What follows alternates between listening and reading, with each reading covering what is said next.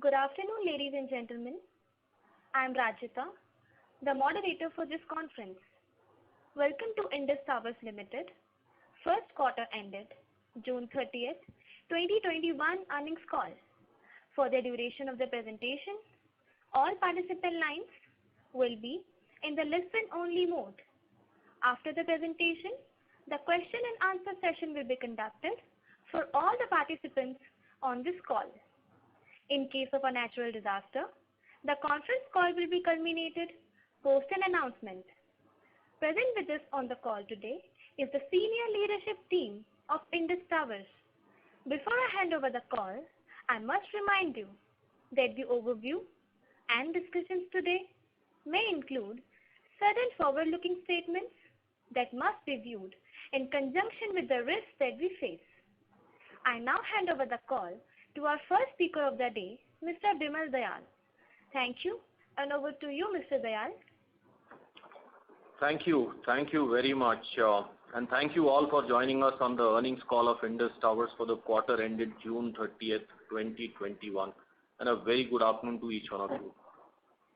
Joining me on the call today are Mr. Vikas Poddar, our CFO, and Mr. Kaustav Neogi, Finance Controller and currently handling Investor Relations. Whenever we remember the first quarter of FY22, we will remember the tough times of wave 2 of the pandemic that we all witnessed. At the peak, there were almost 442 live cases in the Indus family who were all well supported by Indus. We did lose some of our brave hearts, and each one of them is and will be missed. We are and we will certainly stand by the bereaved families and support them for their well-being, true to the purpose of our existence. The current pursuit is to vaccinate all, and we are encouraging and supporting this activity. This, as you know, took away a good part of quarter 1. While we were addressing the challenges presented by the pandemic, we were hit by 2 cyclones, Tauktae and Yas. These cyclones were unprecedented in scale in recent times and impacted areas that were not earlier prone. This can be very well seen in the fact that while cyclones in quarter 1 of financial year 21 impacted 4 circles, this time 13 circles bore their brunt. Despite these challenges, the Indus field force enabled connectivity by maintaining the network, which served as a lifeline to the society. There have been several stories, really heartwarming stories of our brave hearts on the field who battled the flooded areas amidst the pandemic, armed with boats and their passion to reach the towers on time and make sure that the network does not go down. I salute their efforts in maintaining the vital connectivity for the larger good of society. While all this was played out on one side, Indus team came together to deliver the critical step towards completion of the merger, which is the integration of IT platforms. I'm very happy to share that in a short span of 8 months, the team has brought all the 22 circles to a common platform, tools and systems. We are now truly one company operating with uniform processes, uniform IT platforms, and uniform ways of working pan-Indus. On the operational and financial front, this has been a good quarter, even though the lockdown brought all the activities to a standstill for a good part of the quarter. We added 1,772 towers and 2,917 co-locations with a healthy year-on-year growth of 7% and 5% respectively, and a steady tenancy ratio as well. Our tenancy ratio at the end of the quarter 1 stands at 1.8. Let me touch upon the market now, starting with the demand. Replicating the first quarter last year, the pandemic again posed significant challenges during the first 2 months of the quarter, with June witnessing a much anticipated pickup in the economic activities with the reopening of the economy. The active subscriber base of our customers have increased by 997 million in April and 986 million in May 2021, up by 2% as compared to the last year. What is interesting is to look at the data growth. India continues to witness a strong data growth trends, with an overall data demand growing by an astounding 32% year on year. The base itself is fairly large, so this is very respectable growth. This is commendable since data volumes have grown exponentially in last 4 to 5 years. I think the CAGR here is almost 72%. This is a surrogate test for industry like ours, and this augurs very well for our industry. Another positive development is 5G, wherein trial spectrum was allocated by DoT across various bands, including 700, 3.5 gigs and 26 hertz, and all the operators are conducting test trial in various metros and tier 1 cities. The commercial rollout will require investments in infrastructure, and we as a company are ready to cater to those requirements of our customers and support them. We saw some activity in IBS space as well, which we believe is a precursor to 5G rollouts. Coming to the recent AGR ruling, while this was an adverse impact on the sector, our belief in doom and gloom consolidation scenario is relatively less. We believe that telecom sector will continue to remain a three-player market. The recently announced tariff hike by one customer could end up being a positive for the sector. With this, I would like to hand over to Vikas to take you through financial results. Over to you, Vikas, and I look forward to this interaction and your questions. Thank you. Over to you, Vikas. Thank you, Bimal, and good afternoon, everyone, and thank you for joining this first quarter earnings call for the results of Indus Towers. As Bimal mentioned, despite the challenges of lockdown and the natural calamities in most parts of the country during Q1, we have seen a decent commercial momentum that has translated into a stable quarter one in terms of financial performance. So I'll be covering some of the key financial outcomes for quarter one, following which we can move into the question and answers. So we have seen a good growth in revenue and earnings in quarter one, both from a sequential as well as from a year-on-year perspective. It is worth noting that the strong year-on-year growth rates in our numbers are relative to Q1 last year and also reflect the impact of some of the accounting practices that were aligned post-merger. So starting with the revenue, our revenue was up 11.7% year-on-year to rupees 68 billion. And within this, our core revenue, that is driven by rentals, was up 8.1% year-on-year. Even on a quarter-on-quarter basis, that is more comparable, our core revenue has grown 1.7%. Our EBITDA was up 13.1% year-on-year and 3.4% quarter-on-quarter to rupees 35.3 billion, and this is with the continued focus on driving operational efficiencies in the area of rentals, network cost, and energy. This was also despite the fact that the energy margin in our business continued to be in the negative territory as we continue to be in pass-through model in quarter one. We are still negotiating with our customers to revert to the fixed energy model. Our profit after tax was up 26.3% year-on-year and 3.8% quarter-on-quarter to rupees 14.2 billion. The company generated OFCF, operating free cash flow, which is defined as EBITDA less capex less repayment of lease liabilities, of rupees 20.4 billion in quarter one, which was approximately 36% higher compared to previous quarter, and this was mainly due to lower capex in quarter one and also slightly better EBITDA margins. However, our free cash flow after working capital changes was lower than expected due to increase in trade receivables, which was partly due to some timing issues that have subsequently been resolved in July. And then there is one of our customers who is taking additional time to make payments. We are working closely with our customers to ensure that there is right level of support to manage this. Furthermore, we also have the security package, and hence we believe it's a timing issue for now. Our return on capital employed for the quarter, based on trailing 12 months financials, stood at 22.9%, which was higher both on Q-on-Q and year-on-year basis. This was based on earnings growth that included the one-off benefits or the adjustments on account of the accounting practice alignment that happened post-merger. The post-tax return on equity, on the other hand, has been broadly stable at 30.4% in quarter one. So overall, in summary, a stable quarter one, as Vimal mentioned. And with this, I would like to turn it over to your questions, please. Thank you. Thank you very much, sir. We will now begin the question and answer interactive session for all the participants who are connected to the audio conference service from Airtel. Due to time constraints, we would request if you could limit the number of questions to 2 to enable more participation. Hence, management will take only 2 participants to ensure maximum participation. Participants who wish to ask questions may please press star 1 on their touch-tone enabled telephone keypad. On pressing star 1, participants will get a chance to present their questions on a first in-line basis. To ask the question, participant may please press star 1 now. The first question comes from Mr. Kunal Vora from BNP Paribas, Mumbai. Mr. Vora, you may ask your question now. Yeah, thanks. My question was partially answered, but there's a spike in receivables from 38 billion to 53 billion. You already have about 2,400 crore received from VIL. Can you explain why the receivables have increased despite this?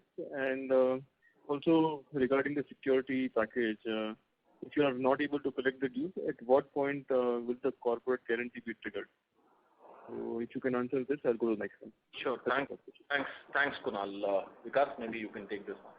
Yeah, sure. So thank you for the question, Kunal. So I think, as I said in my opening commentary, the receivables have gone up, and part of the reason is the timing issue, as I was mentioning, which has been subsequently resolved in July. And then, of course, there is some additional time that one of our customers is taking.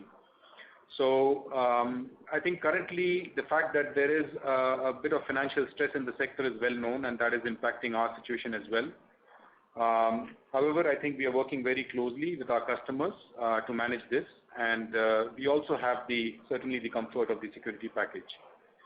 Coming to the security package, I think while it is in the best interest of our company and for the sector that we work together with the customers to recover the dues in the normal course of business, I think we are ready to use the security package at an appropriate time in an appropriate manner.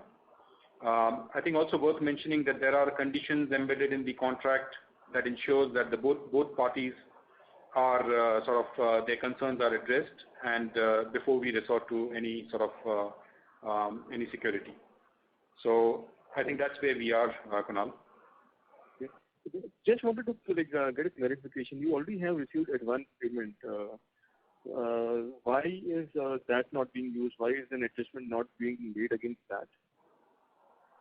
I think we disclosed this in the previous quarter that the advance payments were fully consumed. Fully consumed. Okay, understood. And my second and last question is on the energy cost. What is the variable cost? Assuming that instead of 2 tenants, if there is a single tenant, is it fair to assume that there will be no impact on your energy margin? And also, would the energy cost go down by almost 50% if there is a single tenant on a tower instead of 2? Well, Kunal, I don't think this is Vimal here. If I understand your question right, you are actually looking at how if this tenancy ratio changes, how would the energy cost would go up or down. Obviously, here the bigger thing is the actual consumption and actual set of sites as well, which are going up or down as well.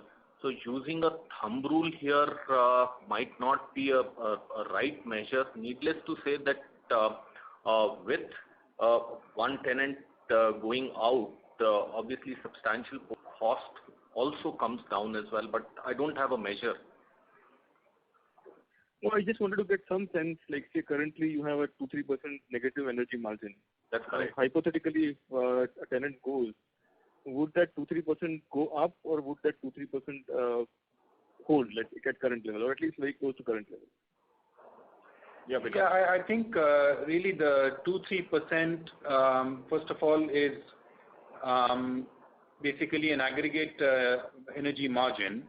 And in percentage terms, I don't think it will change much unless we move to the fixed energy model. So I would say it's less dependent on the one tenancy or two tenancy. It's more about whether we continue in the pass-through or move to fixed energy. What will happen under the fixed energy model is, of course, there will be more focus on energy saving initiatives and investments, which will then drive the margin in the positive territory.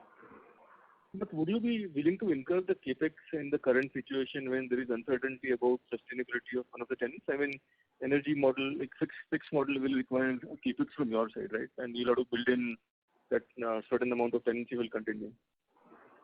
So, this is Bimal here. If I take this discussion back to the fixed energy regime, I think there we have been saying that this becomes a win-win situation because what we do is we spend good capex, we bring the energy costs down as well through the capex intervention, and we actually share what we save with the customers and for us as well. Hence, irrespective of let's say the tenancy or anything, there is a good opportunity of going into the FEM regime and obviously abating the current negative results as well on the energy. Understood. That's it from my side. Thank you very much, sir. Thank you, Kunal.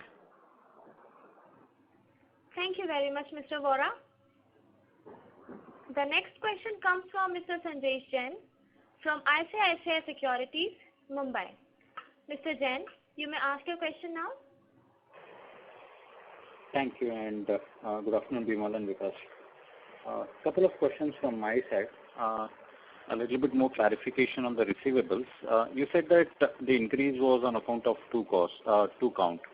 One is there was a timing difference, and the other one was delay by a customer. So, can you quantify how much was it because of the timing difference, which you said got resolved in July out of the increase we have seen? Yeah, hi Sanjesh. So thank you so much. I think I would say broadly 25% I would say was driven by the timing difference that has got resolved, and the rest was the extra time which is being taken by one of our customers. Have you also changed the provisioning norms for the receivables in this case? Because now we have voluntarily allowed them, or we are ready to support them. In that case, are we changing the policy for the provisioning also in case of receivables? No, the provisioning norms remain the same, so there's no change. If there's any change in the accounting policy or practice, we will certainly let you know. Okay. That's helpful. Second, on the cost side, this quarter has been quite difficult on the cost side because of the hurricane and all, but it really doesn't show in your P&L. P&L shows much better situation. Our other expenses were down 57%. The increase in repair and maintenance was just 5.7%. What explains this cost movement? I think the details maybe Vikas can fill in, but I think on the support cost side, there has been less activity, and I think there is some amount of deferment in that cost as well, which we would probably see coming in the coming quarters, because I think this was more of 1 month of support. I think one of the things which the cyclones have done is increase our costs when it comes to power and fuel. So these are the places where you would possibly see the increase of cost. Yeah, and just to add to what Bimal said, Sanjesh, in terms of a bit of details and color, I think the network maintenance cost is lower, partly because we have been really focusing, as I was saying, on the operational efficiencies. So we have been focusing on bringing down the cost in network maintenance.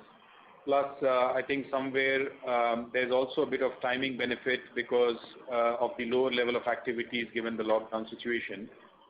Other expenses is lower mainly because we get most of the municipal taxes towards the end of the year, and those were not reflected in quarter one. And to your point, I think the cost of the cyclone impact, etc., was manifested largely in the power and fuel, as Bimal mentioned. Got it. No, I was looking at other expenses more from YOY basis that has been sustainably coming down. So in our pro forma, what we have disclosed for Q1 21, that was close to 2.7 billion. It came down to as low as 1 billion, but we called off telling that there was a one-off in 3Q 21. Then again, it went to 1.5 billion in Q4, now again 1.2. Just wanted to understand what is the steady state other expenses for us to build in our modeling?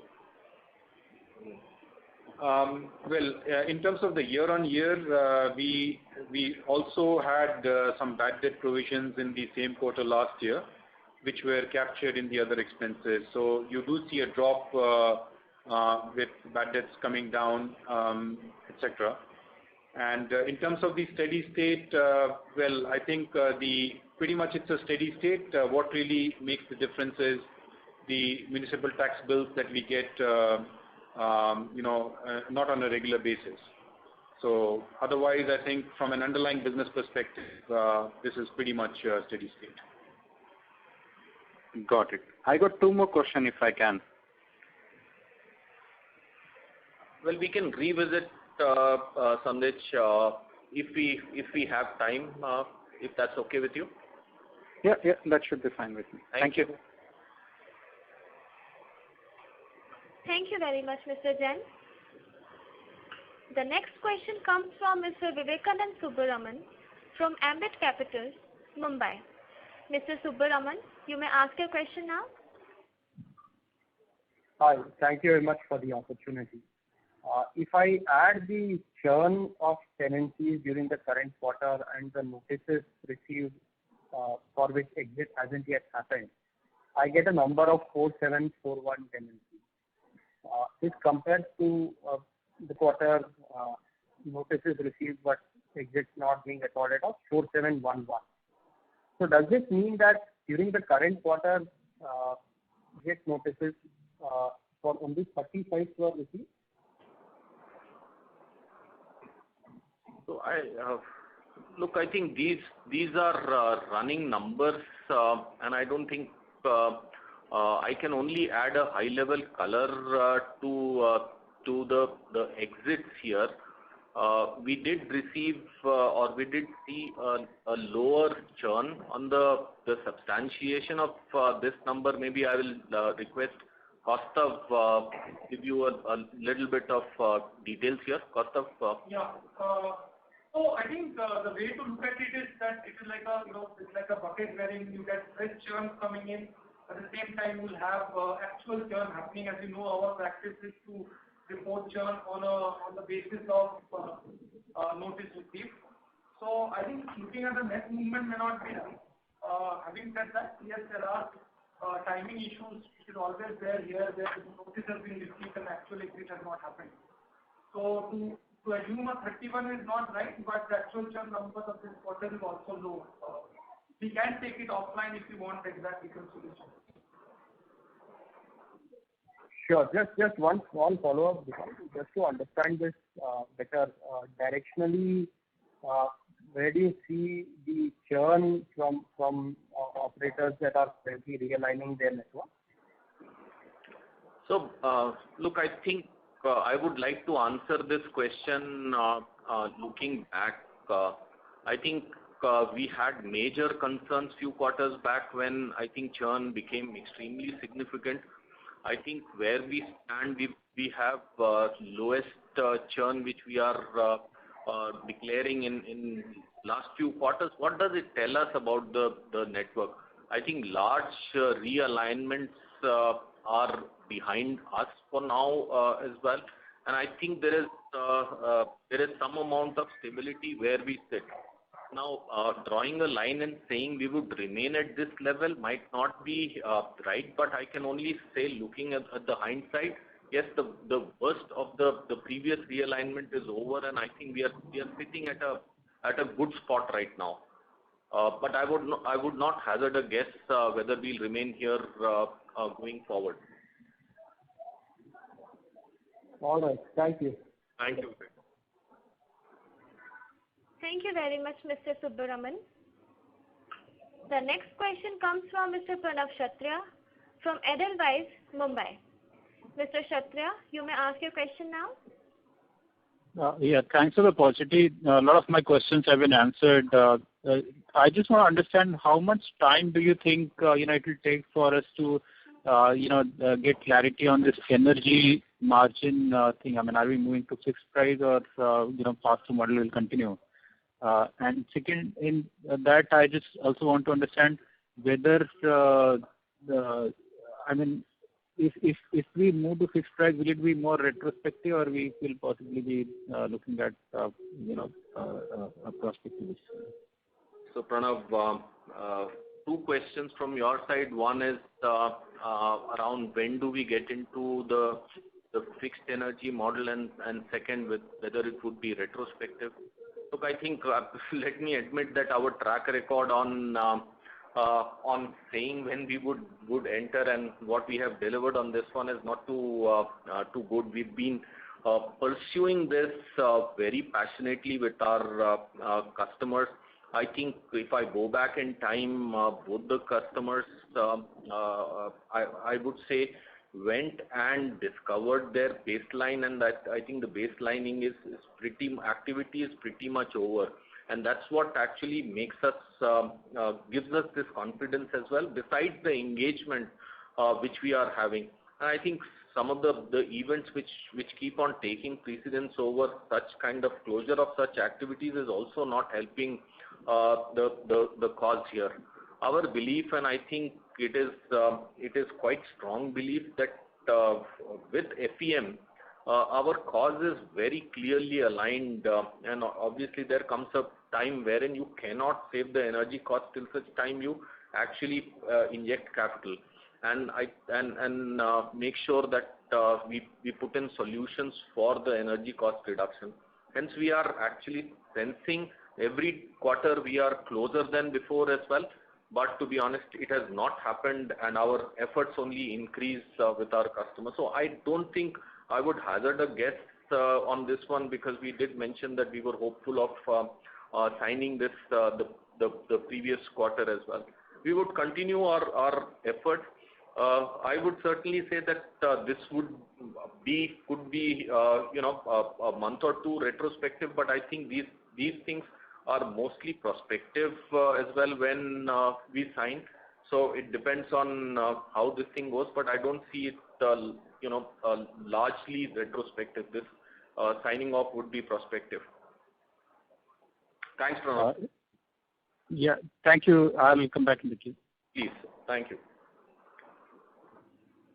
Thank you very much, Mr. Kshatriya. The next question comes from Mr. Arun Prasad from Spark Capital, Chennai. Mr. Prasad, you may ask your question now.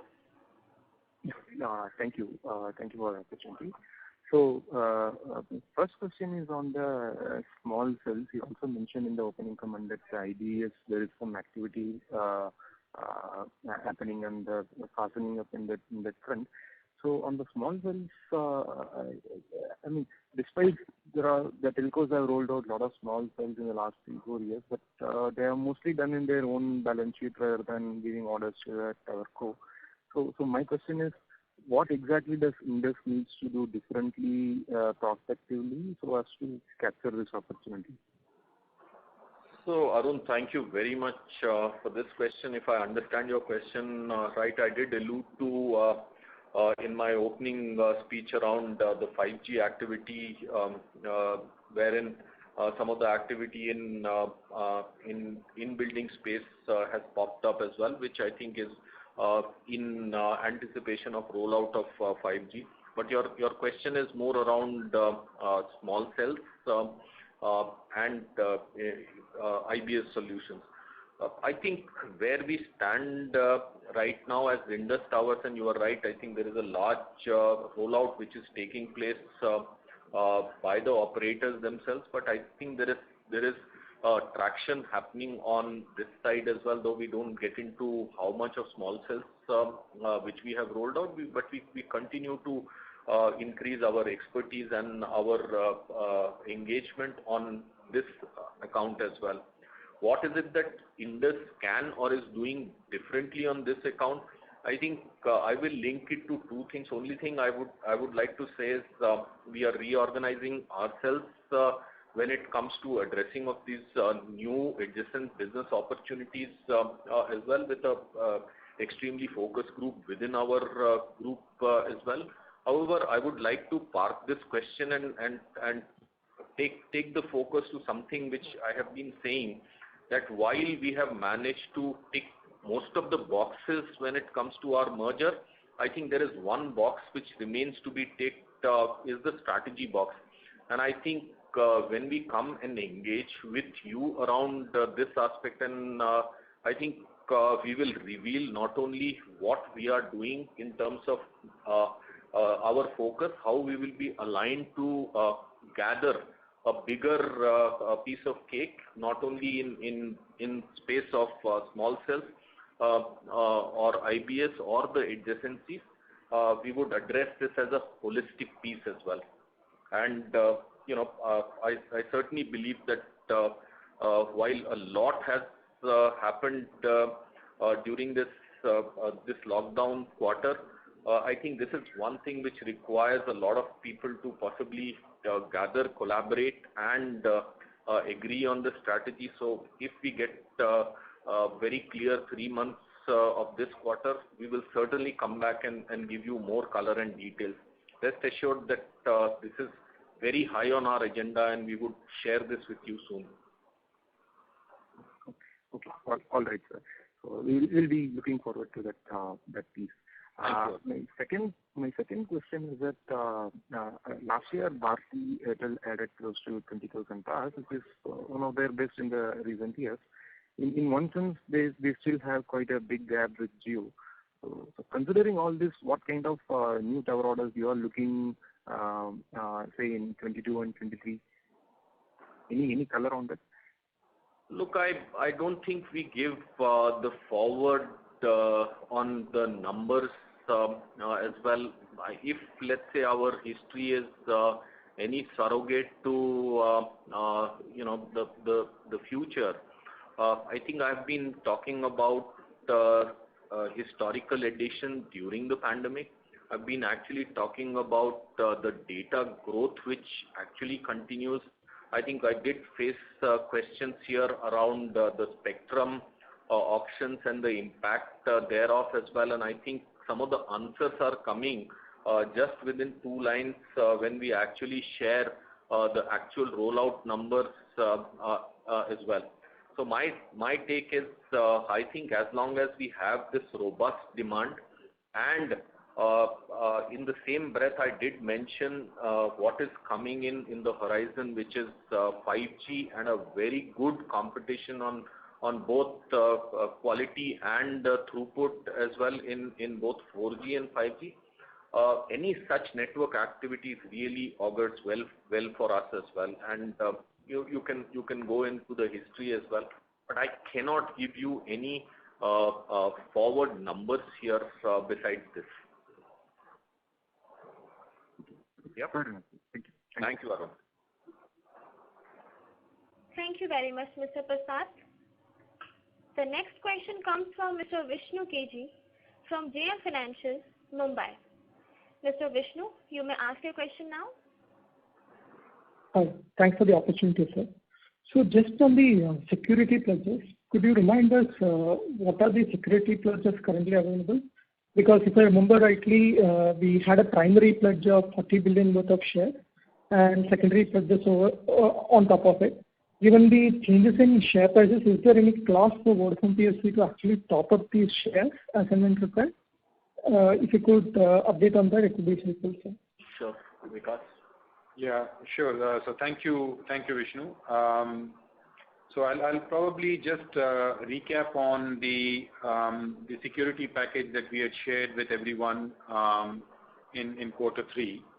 So I think at the first layer we have a primary pledge of 190 million shares, which are owned by Vodafone Group in Indus Towers, and then in the second layer we have a secondary pledge owned by Vodafone Group, and these are basically pledge which ranks behind the Vodafone's existing lenders who had lent against its Indian assets, and the maximum liability cap under the secondary pledge that we have is 42.5 billion rupees.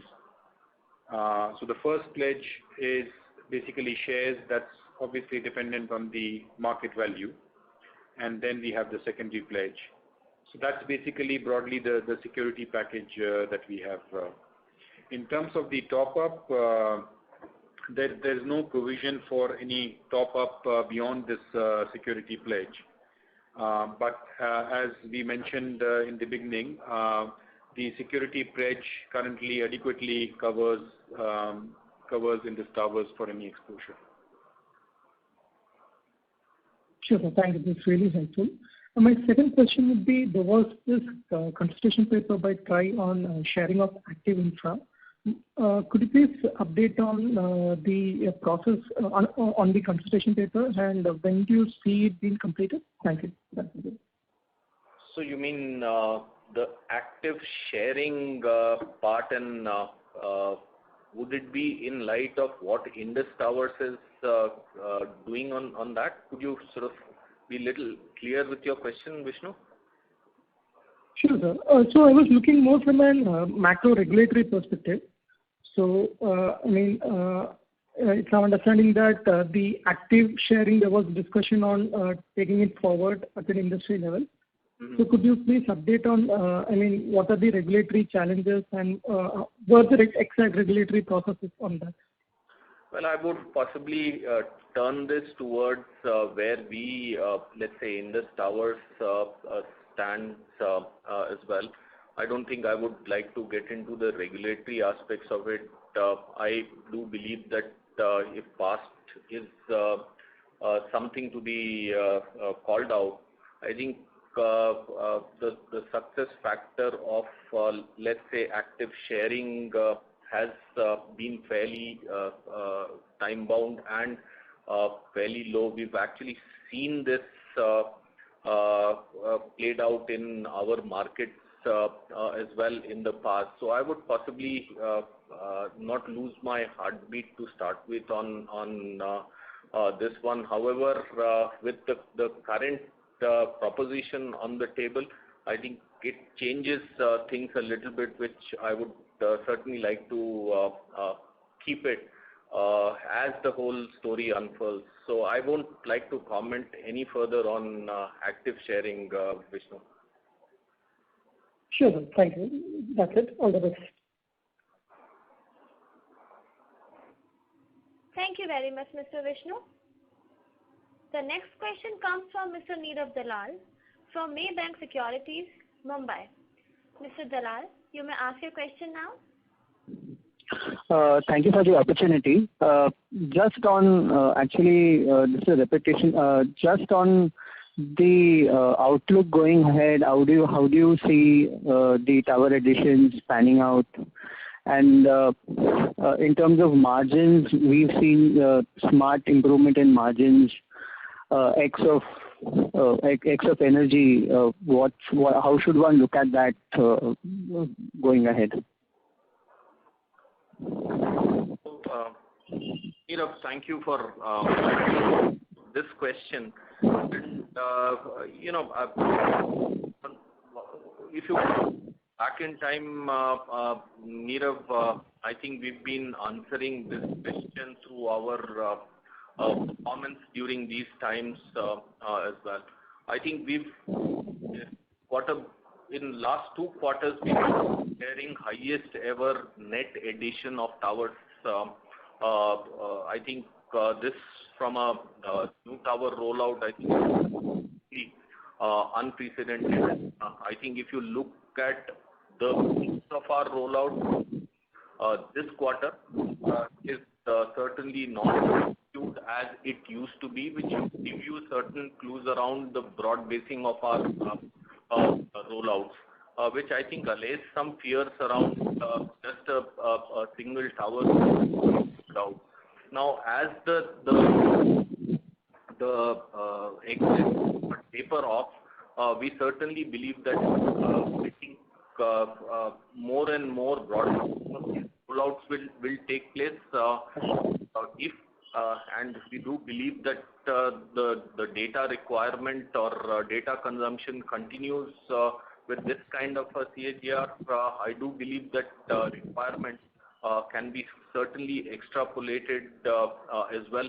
For how long? I think this is a question which no one can answer at this moment. With 5G on cards, the newer trials coming in and new use cases which are being pumped in, I do believe that we have a healthy participation when it comes to growth of our infrastructure. Please pardon me, Nirav, but I don't think there is any forward numbers that can be shared the growth, but I am very optimistic around continuing march towards growth. Right. So should we assume that the momentum, say, of the current quarter, with some impact coming in from COVID not being there, we should be able to maintain? Well, let me put it this way. I don't think I can comment on the forward, but I don't see any hump or impediment at this moment, which I should be sharing with you. So. Sure. And then on the margin side, any? Yeah, I think, Nirav, basically on the margins, of course, excluding the energy, the margins does show an improvement. And as I was mentioning earlier, I think it's a bit of a mixed bag where we obviously are focusing on operational efficiencies and running a very robust cost efficiency program. And on the other hand, we also managed to get some timing benefits because of lower level of activities, etc. So the margins have improved, but as a company, we really don't give any guidance for future margins.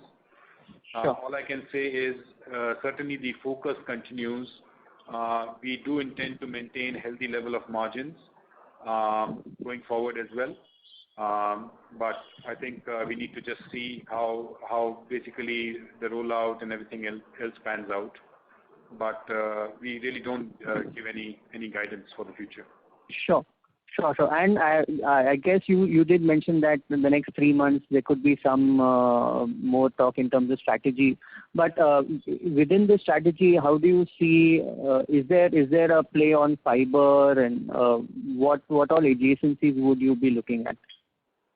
So, Nirav, obviously we've said all what you are saying. Sure. Adjacencies, of course, fiber is certainly one, and pretty much all what we also mentioned, the play in IBS, the play in, the small cells, the services component in and around tower, the diversification opportunity which we sit with and which we certainly have a good opportunity. All of this will be played out in our strategy session as well, and I think good amount of groundwork has also happened.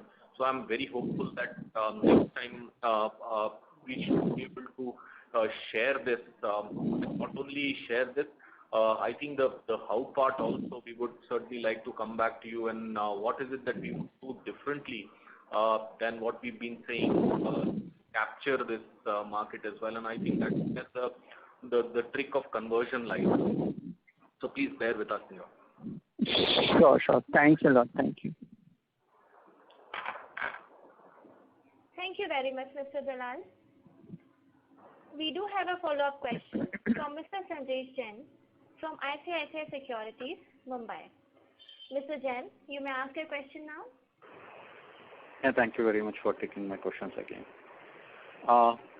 First is on the gross tenancy addition, which though is very stable, but it has come down from what we have done 5,000 odd in the last quarter. Is it more of an impact of the hurricanes and the natural disturbance, or is there an element of operator buying a larger spectrum parcel in the previous auction? So I think this is more like, as I said, we lost good part of our quarter as well. So I think that should answer your question, because I think we could have done more had we had a good run of 3 quarters. 3 months. Okay. You are telling that we haven't seen any major impact from Bharti buying a larger spectrum parcel in the previous auction. Sandesh, we do not comment on individual operators, but as I mentioned, I think a clear run of 3 quarters would have been a better result. Fair enough. Second question again. Yeah. Second question is on the energy margin. We did mention in my previous question that the increase in cost because of the natural disturbance, was more captured in power and fuel. Is that one of the reasons why the margins came off quarter on quarter, or we did larger loss quarter on quarter on the energy side? Yeah, thanks for the question, Sanjesh. I think power and fuel, the sort of negative spread certainly shows a bit of increase.